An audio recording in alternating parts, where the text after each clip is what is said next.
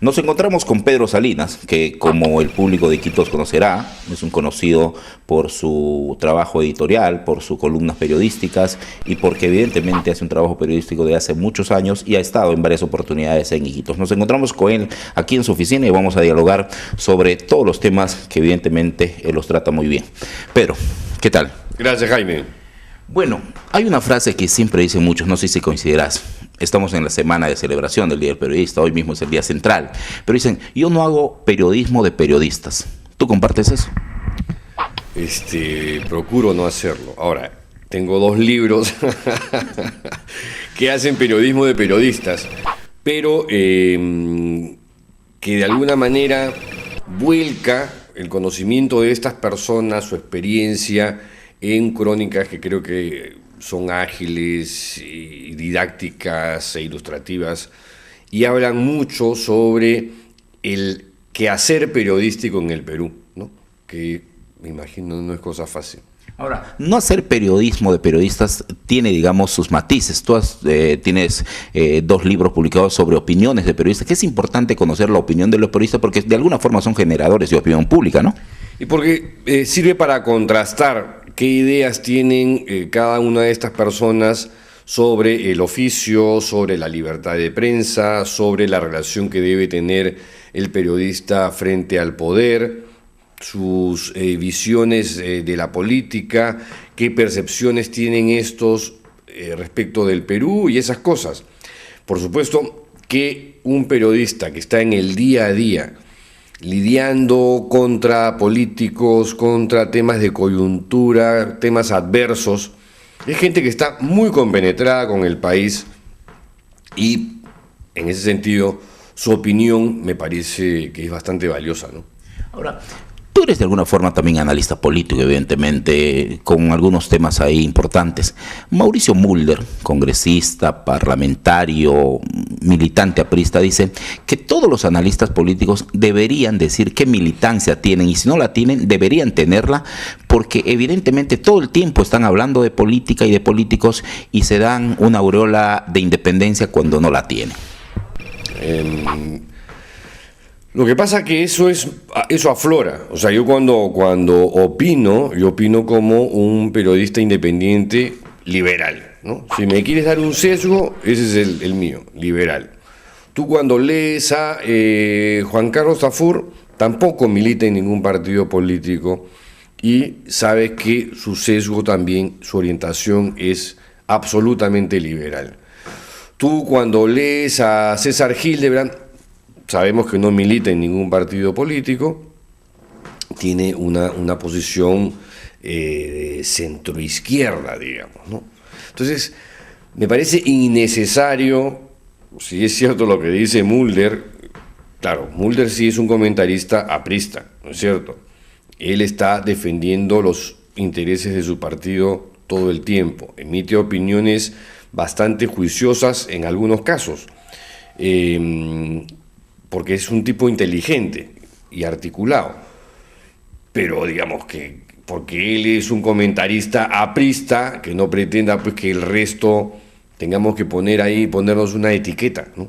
Porque no la tenemos, no militamos en partidos. Ahora, el periodismo político, los analistas políticos en las últimas 2 décadas, con el retorno a la democracia en 1980, ¿tú crees que ha ido un poco devaluándose, no siendo muy analítico, sino entrando a este sistema de que hay que dar lo que le gusta a la gente, menos análisis, menos palabras y más frivolidades?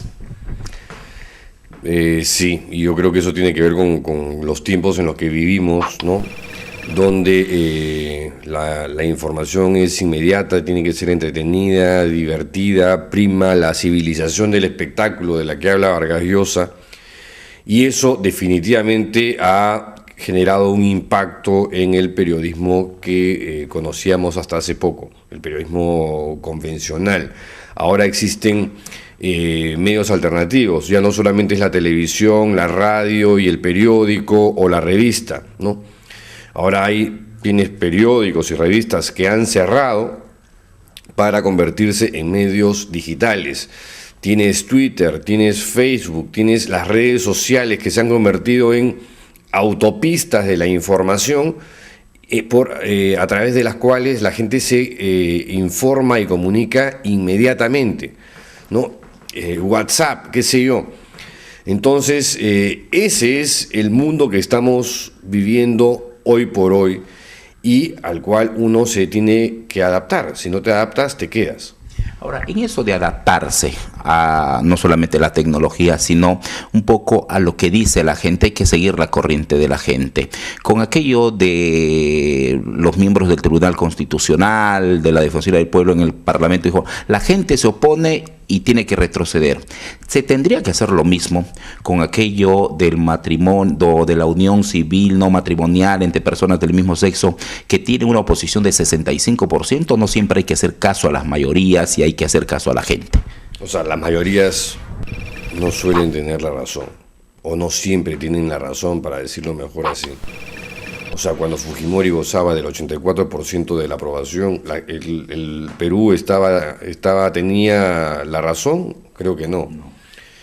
En esto pasa exactamente lo mismo. Lo que ocurre en el caso peruano es que el Perú, para perplejidad mía, es uno de los países más religiosos del planeta, de acuerdo a las estadísticas. Después de los países musulmanes, el Perú aparece ahí en un top 10 increíble, por lo que no me sorprende que en un país donde la influencia de la Iglesia Católica es muy importante, esta facción homofóbica se traduzca aparezca reflejada en las encuestas, ¿no? Es homofóbica, ¿no? Esta reacción de no permitir. Obvio, pues es obvio, o sea, es a estas alturas del siglo XXI no reconocer que además de parejas heterosexuales, hay parejas homosexuales.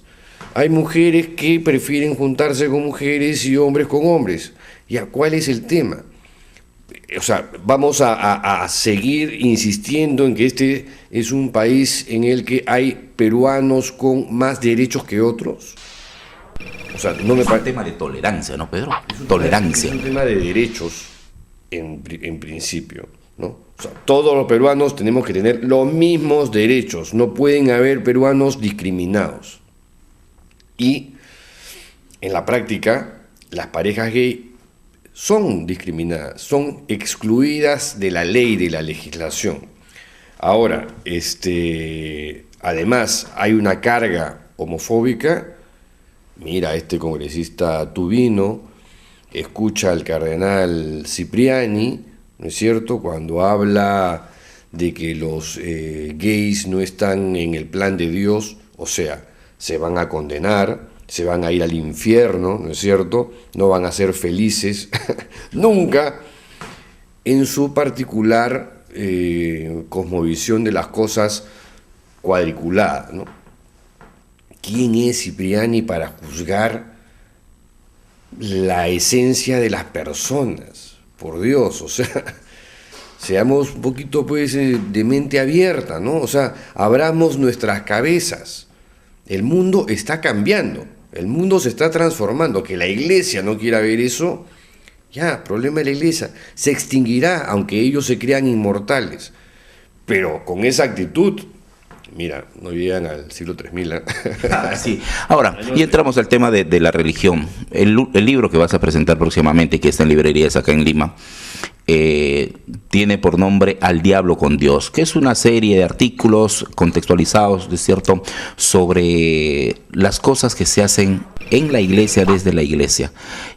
Y luego de leer tus artículos y ver la publicación del libro, uno se pregunta, ¿el libro es contra la iglesia, contra Dios o contra los curas? El libro marca posiciones muy claras respecto de una facción de la iglesia, que es la facción conservadora, ultramontana, radical, la de los rigorismos extremos. Justo, precisamente, la que está señalando y cuestionando el Papa Francisco.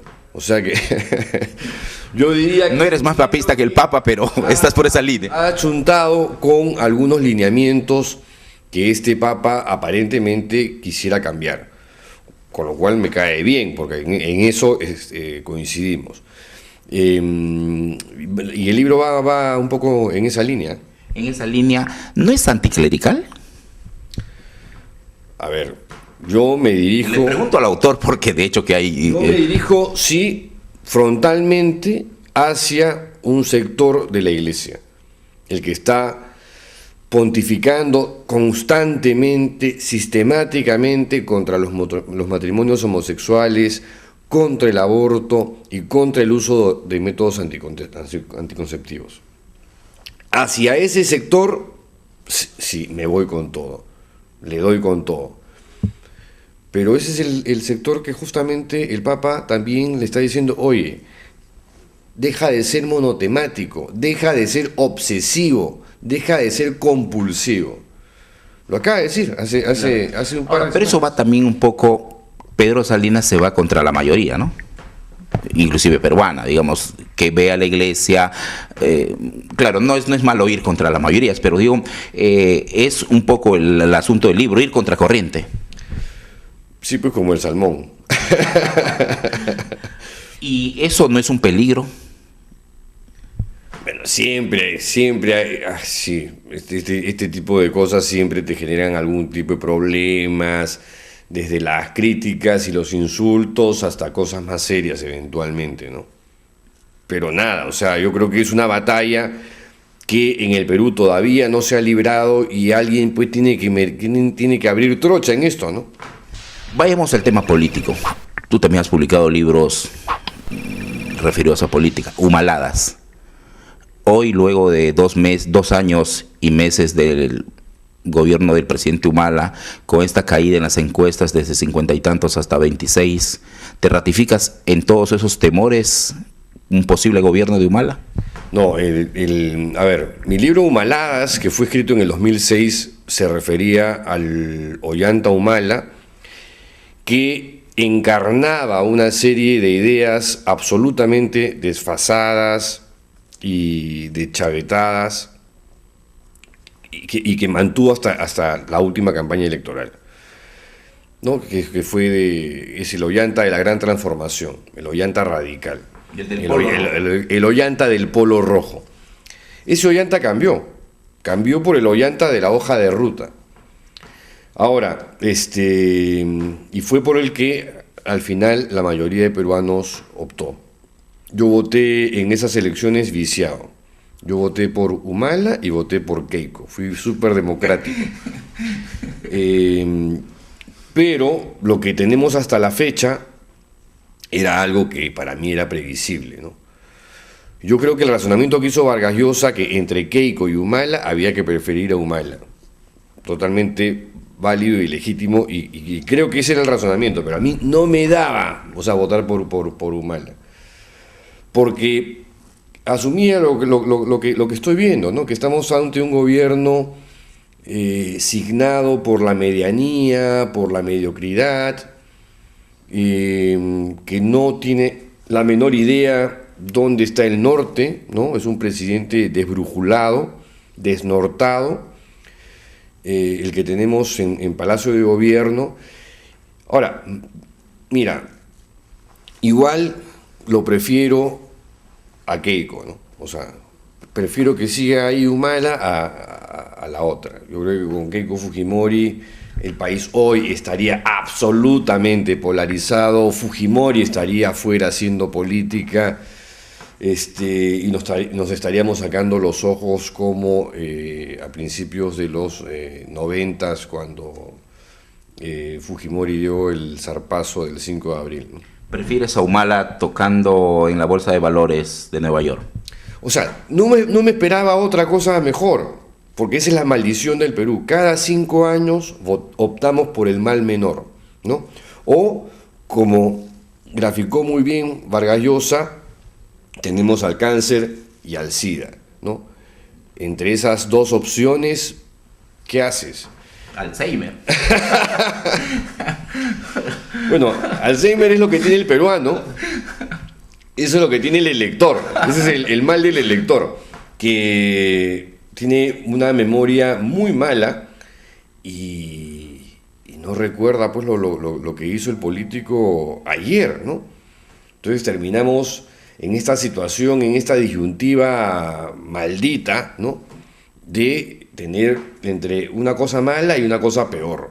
Entonces, cada 5 años es lo mismo y la verdad que llega a ser frustrante. Porque tú has optado entre Humala y Keiko, voto viciado, pero prefiriendo la Humala. Si el 2016 se presenta Alan Keiko, ¿por qué ibas a votar? Esa es la foto, no, otra vez pues... ¿Es viciado? ¿Ah? Ya no, te va a decir vicioso. Ya he votado viciado antes.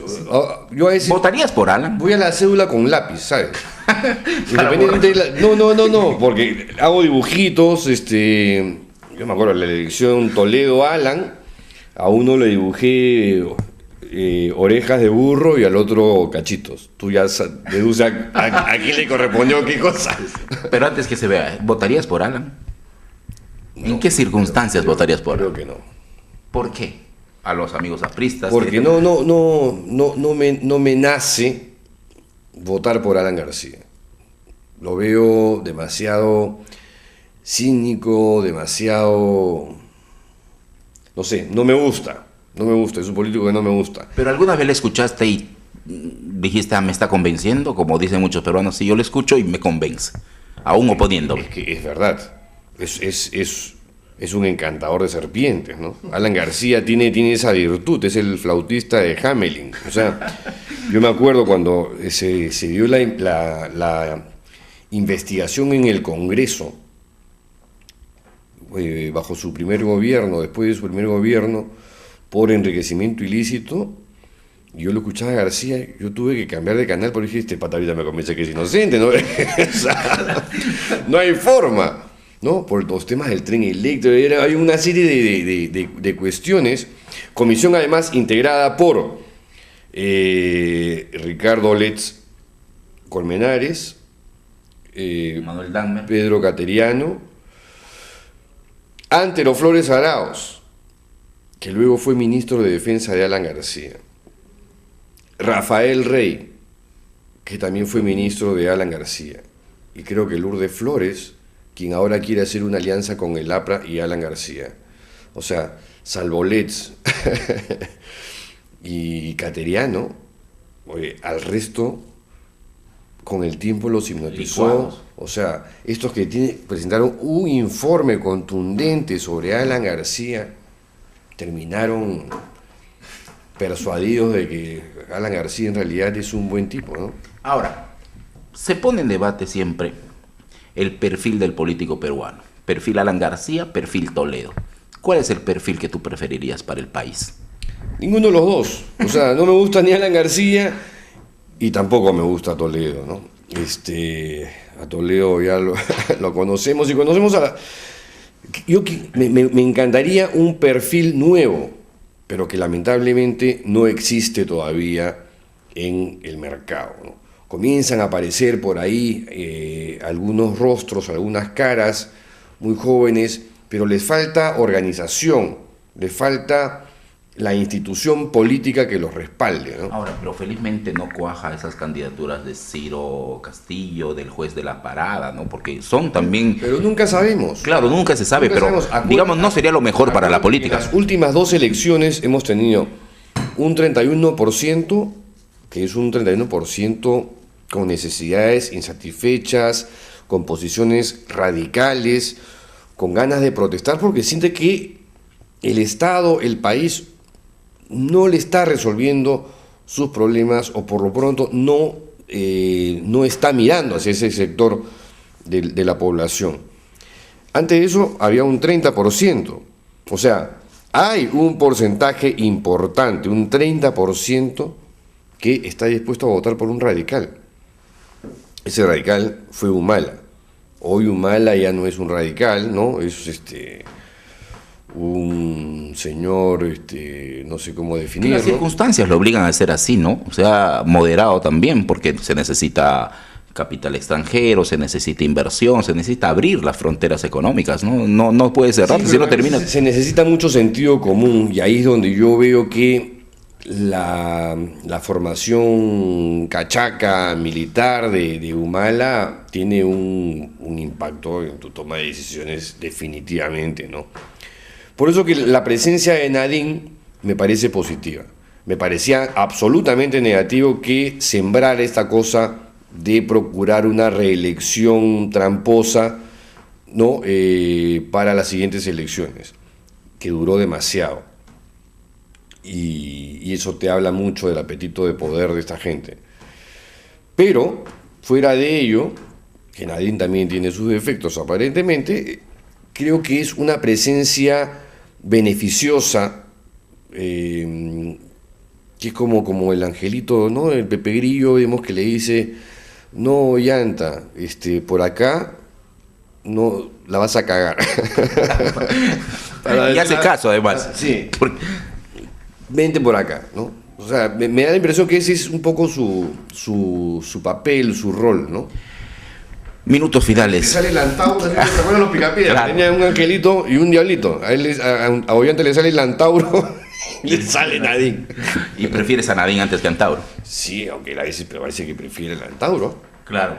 Minutos finales, pero tú sabes que esto es para Iquitos, para Pro y Contra Televisión. Un periodista desde Lima, analista como tú, ¿cómo ve, no la selva necesariamente, sino las provincias? ¿Cómo esto que sucede en Lima está sucediendo en provincias? No las ve. El periodista de Lima... Pero eso es ignorancia, digamos... Tiene otra palabra, ombliguismo. El periodista de Lima se mira el ombligo. Piensa que cuando la revocatoria de Susana Villarán es un tema, es el tema de todo el país. Y habla en nombre del país. Sí, no, y además, cuando estás en radios con llegada nacional, tratan el tema pues como si se fuese la discusión, una discusión en la puerta de la bodega de una esquina en Iquitos o en Trujillo o en Arequipa, ¿no? No, acá estamos un poquito mal de la cabeza. Y no va a cambiar, ¿no? A pesar de las redes sociales, a pesar de que la comunicación... Yo sí creo que eso tendería a cambiar, ¿no? Porque el acceso de la información ahora es mucho más expansivo. Pero fíjate, o sea, no es un tema nacional. Porque así como el periodista limeño es ombliguista, ¿no es cierto?, el periodista de las ciudades del resto del país está preocupado por sus temas locales. Pero el periodista de Lima, además de hacer lo propio, mira sus temas locales, asume que son los temas nacionales. Sin embargo, tiene una mirada miope o ciega respecto a lo que está pasando más allá de las fronteras, ¿no? Por ejemplo, les importa un bledo o no saben de la existencia de que en Grecia hay un partido nazi que se llama Aurora Dorada, que tiene 18 representantes en el Parlamento. Oye, y ese tipo de cosas es importante conocerlas e informar de ellas, ¿no? O les importa poco lo que está pasando en Siria o en Líbano, qué sé yo. O sea, hay ningún interés, a lo que voy, por lo que ocurre en el resto del mundo, ¿no? Es como que fuésemos encapsulados ahí. Sí, una burbuja en medio de la nada, y que cuando viene Miguel Bosé, ¿ya probaste el ceviche? ¿Qué te pareció el pisco sour? Oye, Bosé les dice en el mejor de los tonos lo que les tienes que decir, pues, oye, ¿qué pregunta es esa, no? ¿Ah? Pero al que viene, o sea, como si fuese, ese es el universo para el periodista peruano, ¿no? El ceviche, el pisco sour, que, no sé, las elecciones del 2016 o del 2014. Se ha farandulizado, ¿no? Todo ello. Se ha frivolizado, ¿no? Ya hay muchos periodistas que parecen participantes de combate, esto es guerra. Que es también un poco grafica la sociedad peruana actual, ¿no? Sí, yo creo que nos falta, estamos perdiendo espacios para leer, para informarnos bien. todo se reduce a cosas de farándula o noticias policiales, sensacionalistas, y si seguimos por esa senda, estamos jodidos, ¿no? Los libros te han acercado a provincia, ¿no? Sí, bueno. Te vas a Trujillo próximamente, a Iquitos has ido varias veces por libros. Sí, o sea, de alguna forma los libros también...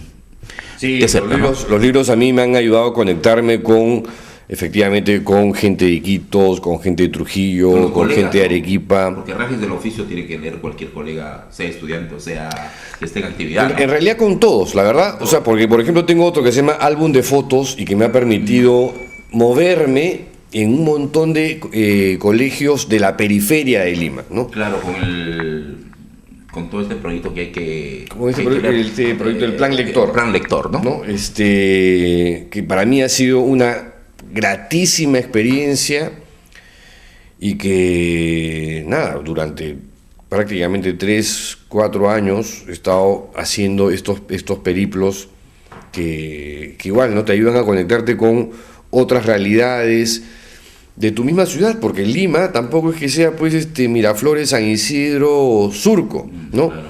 Es un poquito más grande que eso. Y ya, tiempo. O estás hablando de más, o contra el camarógrafo. Pero un gusto, en verdad. Ojalá podamos con tu próximo libro, Al Diablo con la Iglesia, estar en Iquitos. Al Diablo con Dios. Pero cuéntanos, ¿puedes decirlo? ¿Cuál era el título inicial? El título inicial iba a ser Me cago en Dios.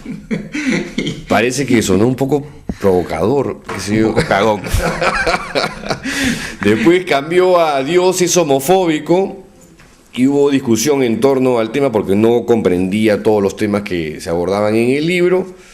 De ahí sugerí más puta que casta, a propósito de una frase de un padre de la iglesia, y después arribamos a que el mejor titular de portada era Al Diablo con Dios, manifiesto contra el poder de la iglesia. Que ojalá se presenten Iquitos. Ojalá, me encantaría, me encantaría. De todas maneras. Muchísimas gracias, Pedro. Gracias a ti, Jaime.